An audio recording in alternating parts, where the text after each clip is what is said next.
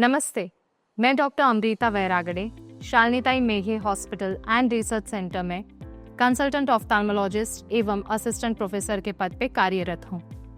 आज हम बात करेंगे मायोपिया माने शॉर्ट साइटेडनेस, जो कि हमने देखा कोविड के बाद काफ़ी हद तक उभर कर सामने आया है।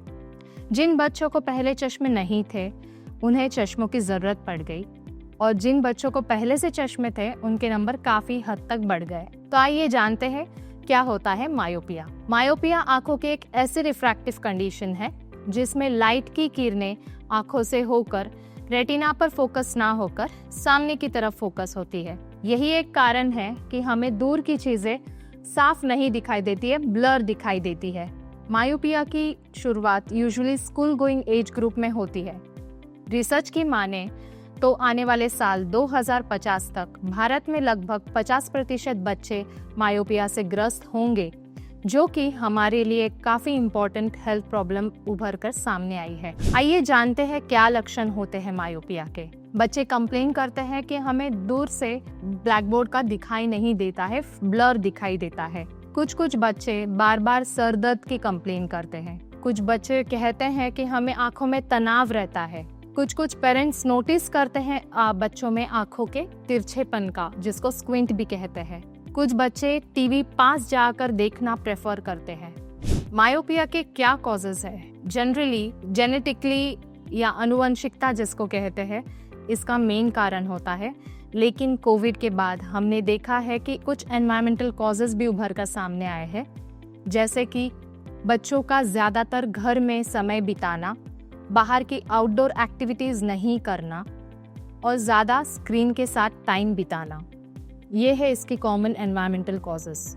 मैनेजमेंट एंड ट्रीटमेंट की बात करते हैं। यदि मायोपिया बहुत तेज़ी से बढ़ता है तो वो न केवल बच्चों की विजन रोकता है, लेकिन उनकी स्कूल एंड स्पोर्ट्स एक्टिविटीज या परफॉर्मेंस को भी अफेक्ट करता है। फॉर्चुनेटली आज हमारे पास काफी सेफ और सरल तरीके हैं मायोपिया रोकने के लिए। ट्रीटमेंट की बात करते हैं। चश्मा सबसे सेफ और सरल तरीका है मायोपिया रोकने के लिए। यदि कोई चश्मा नहीं इस्तेमाल करना चाहता तो वे कॉन्टैक्ट लेंसेज भी यूज कर सकते हैं, लेकिन ये टेम्परेरी इलाज है। यदि कोई परमानेंट इलाज चाहते हैं तो वे लैसिक या पीआर के जैसे रिफ्रैक्टिव सर्जरीज भी ऑप्ट कर सकते हैं। बात करते हैं प्रिवेंशन या कुछ सावधानियां जो हमने बरतनी चाहिए मायोपिया प्रोग्रेशन रोकने के लिए। तो सबसे पहले आता है गुड फूड। बच्चों को ज़्यादातर ताज़ी हरी सब्जियां खाने के लिए प्रोत्साहित करें।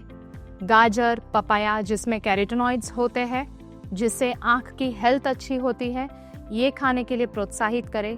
बच्चों को ज़्यादा से ज़्यादा समय बाहर कम से कम 90 मिनट या उससे ज़्यादा आउटडोर एक्टिविटीज़ या प्ले के लिए प्रोत्साहित करें। स्क्रीन टाइम लिमिट कीजिए।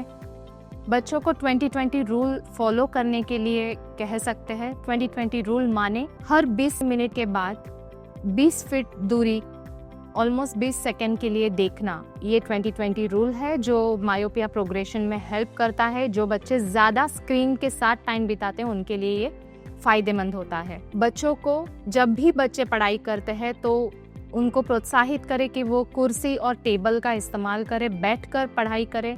जिस रूम में बच्चे पढ़ाई करते हैं वो रूम काफ़ी नेचुरल लाइट या अच्छी लाइट में पढ़ाई करें। रूटीन फॉलोअप चेकअप्स बहुत ही ज़रूरी है सारे बच्चों में। तो अपने और अपने परिजनों की आँख की जांच के लिए आइए SMHRC नेत्र विभाग के OPD में, जहां अत्याधुनिक सुसज्ज से हमारी वेल एक्सपीरियंस्ड फैकल्टी आपकी आँखों की डिटेल जांच करेगी और आपको सही निदान और उचित इलाज देगी। धन्यवाद।